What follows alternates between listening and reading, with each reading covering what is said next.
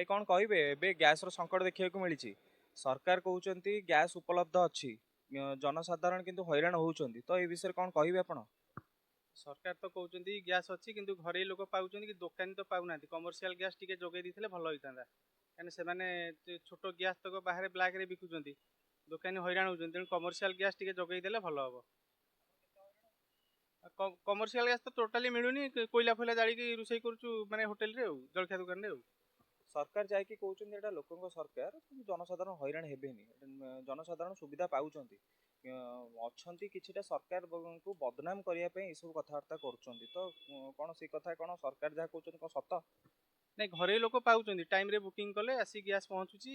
प्रथम असुविधा होता है किंतु पाउचंती कमर्शियल गैस टा टोटाली मिलूनी।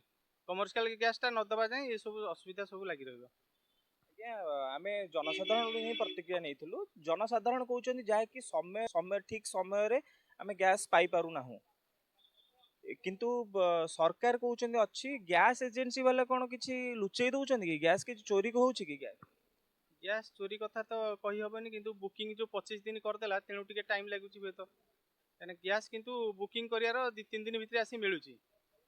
किछि डीलर ताकू लेट कर दउचंती।